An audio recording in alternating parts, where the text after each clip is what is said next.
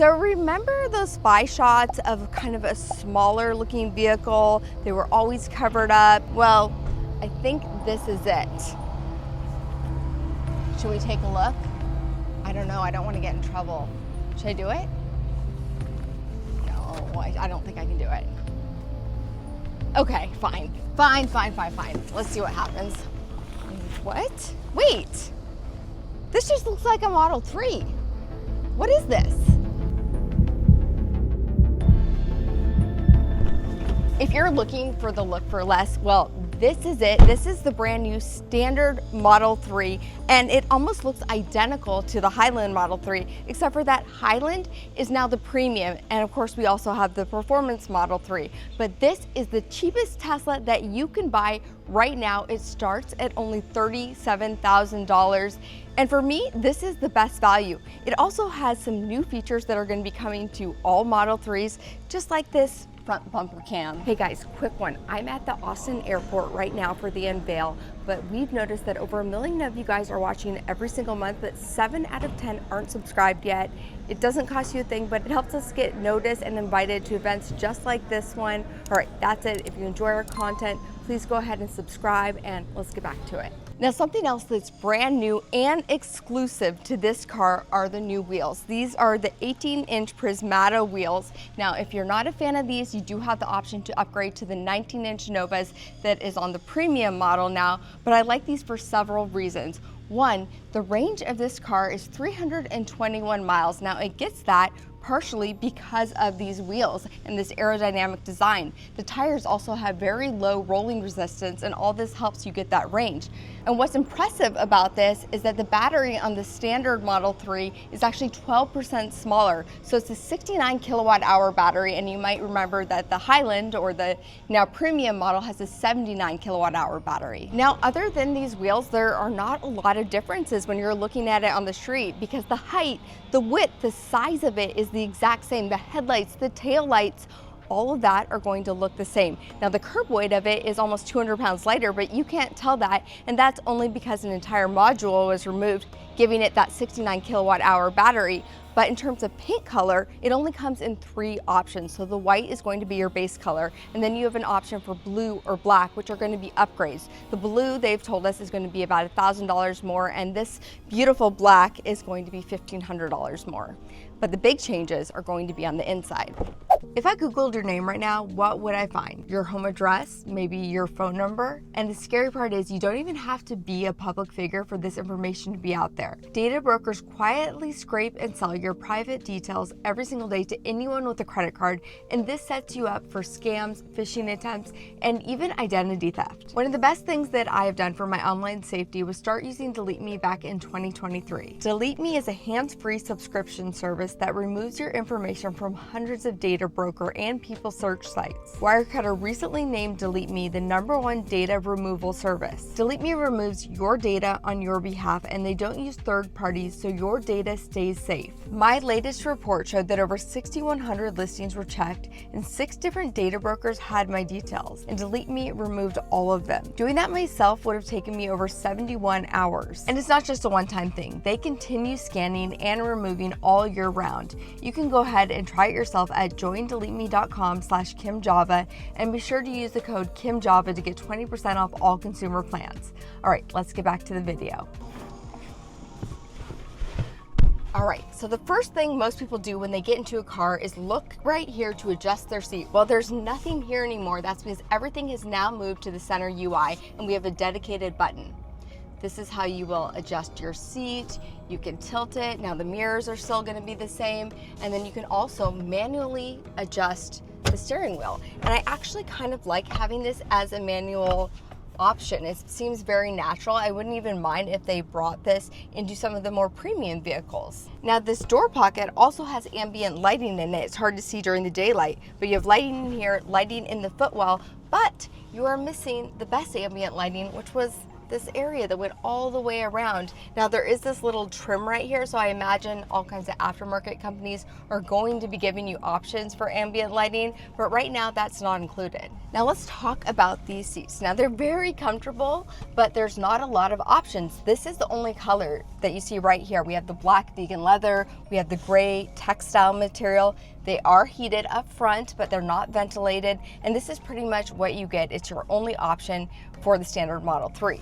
Now the center console though does have one little change that you might not even notice. So we again have our wireless chargers, we have this open area right here, but the cup holders are always open. Now on the premium models, those have the option to kind of cover up, just like how that works. Everything else is the same. You have your USB-C inside of here, except for the back of the console, you do lose that screen back there, and then you have the manual HVAC controls. Now, if you guys have a keen eye, you might have noticed this earlier when we talked about the steering wheel, but we have the return of the turn indicator stalk. Now, Tesla said they're bringing this back to all the Model 3s because they listened to feedback of what people wanted. Now, my opinion apparently doesn't matter because I do like those turn indicator buttons, but this is what people want, and this is supposed to be an entry-level vehicle that people can get into for the first time and experience Tesla, and this is what people want, so that makes sense. Now you look up and you still have this large window above you, but it's no longer acoustic laminated glass up top. However, the doors are still acoustic laminated doors up front, and in the back they're just tempered glass. But check this out. So right here you can see the glass is actually two pieces of glass, and back here we just have the single tempered glass. Also, another change to the standard Model 3 are the manual folding mirrors. Second row time. So again, back here we have the two-tone material with the vegan leather and the textile. If you look over here at the doors, you have that again. You'll notice there's a speaker right here. Well, the speakers have actually changed. We only have 7 speakers in the standard version. That's in comparison to the 15, and you don't have those 2 subwoofers anymore in this vehicle. The door pockets over here are aligned, which I absolutely love. We have the center armrest that comes down with the 2 cup holders. This stays the same, I believe. And then again, you're missing that infotainment center. You can manually adjust your vents. You have 2 USB-Cs, and you have plenty of footroom. Again, the dimensions are identical to this car, so all those good things that you love about the Model 3 pretty much remain in here. In terms of families, there's car seat latches down here and up above, and same cargo capacity for the front trunk and the rear. Now, if you are curious about how this drives, I'm working on another video that will come out soon, but I will tell you a couple things. Your options have changed when it comes to full self-driving and autopilot. So check this out. You now only have the option between cruise control or full self-driving. You no longer have that middle ground with auto steer. Now in terms of charging, you're going to see your peak rate at 225 kilowatts. Obviously it's a smaller battery, and that's in comparison to the 250 kilowatts you'll see with the premium now. And how that all translates, in 15 minutes you're going to get 165 miles versus 185 miles in that 15 minutes. All right, let's go ahead and take a look inside the front trunk and the rear trunk because it should look the same. So again, everything is identical inside of here. We still have that sub trunk that gives you all that space, the extra room above the wheel wells. It's very deep, and there's a pass-through inside of here if you were to have skis or something longer that you needed to put through. You actually have 24 cubic feet of storage inside of this vehicle. Let's look inside the front trunk. And again, it is identical, and I love that you get a nice big front trunk inside of this vehicle at this price point. So this is the standard Model 3, and it looks so similar. In fact, they have been driving them around Austin for some time now, and no one has even noticed that it's an entirely different car. But Tesla also dropped a standard Model Y, and that one has so many changes. So we're going to take a look at them side by side and see which one you think is the better value. Because for this one, it seems like you get quite a bit with a $6,000 savings. We've taken this Model 3 all the way back to Tesla headquarters because if you are comparing the standard Model 3 behind me to a standard Model Y, which is the other new vehicle that Tesla has released, you might have some questions. You might be wondering, what is the same? What is different? Well, we've made another video comparing the standard Model Y to the premium Model Y, but today I have PJ behind me and he's gonna help me show what is the same and what is the difference. Yeah, a lot is different with the Model Y, but how much value are you getting out of this? Because gone is that light bar. I know people were indifferent about this initially. Some said, hey, they wanted this to be cut off. Guess what? You ask for it, you get it. And Tesla kind of takes that away here, gives you isolated headlights, removes them from the lower area on the Premium up towards the top. You lose the matrix element associated with it. And overall, you get a more compact setup on the front, and the same goes for the back. But let's talk about the most important metrics. We're talking about range, efficiency, and price, because this car right here is actually 5% more efficient than the Premium Model Y. What's incredible is that the standard Model 3 has the identical battery pack as the standard Model Y. We're talking about 69 kilowatt hours. That's down from 79 kilowatt hours, which is the next trim up. The range on each of them, 321 miles. So that's what you're looking at. They don't lose a significant amount of range given the battery size is quite a bit smaller, but the reason that is the case is some changes when it comes to efficiency. In fact, 18-inch wheels available on the Model Y. The lowest rolling resistance between the efficiency of the tires and also the 18-inch wheel setup. So with that, Tesla's been able to actually make it more efficient than the Premium trim. So when it comes to price, Model Y standard starts at $40,000. Model 3 standard starts right around $37,000. But the delta between the Premium models on this vehicle is $5,000 difference, $5,000 cheaper than the Premium model. This is about $6,000 cheaper than the Premium model. But I'm here to tell you, this car gets a significant better bang for your buck than the Model Y does, and here's why. Now take a look at something here, because Tesla's done something very unique with this. They've kept glass on top. A lot of people thought we'd get a metal roof associated with the new Model Y.